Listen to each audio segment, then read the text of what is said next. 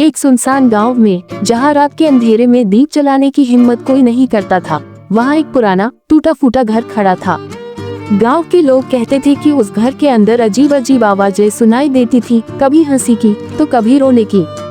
एक दिन साहसी युवक राहुल ने उस घर में रात बिताने का फैसला किया। रात होते ही वह घर के अंदर गया और टॉर्च जलाकर इधर उधर देखने लगा। अचानक टॉर्च की रोशनी एक पुराने फोटो फ्रेम पर पड़ी, जिसमें एक खुशहाल परिवार की तस्वीर थी। लेकिन राहुल की नजर तस्वीर के एक कोने में पड़ी एक अजीब छाया पर गई। वह छाया धीरे धीरे तस्वीर से बाहर निकलने लगी।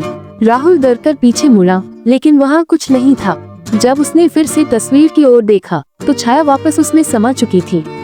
तभी घर के अंदर से एक बच्चे के रोने की आवाज आई। राहुल आवाज का पीछा करते हुए एक पुराने कमरे तक पहुंचा।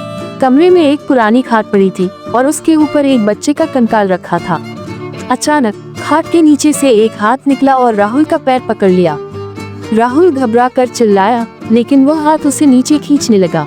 आखिरी कोशिश के तौर पर उसने टॉर्च की रोशनी खाट के नीचे डाली। रोशनी में एक भयानक चेहरा दिखा, जो डरावनी हंसी हंस रहा था। राहुल की चीख सुनकर गांव वाले दौड़े चले आए और उसे किसी तरह बचाया। लेकिन राहुल फिर कभी सामान्य नहीं हो सका।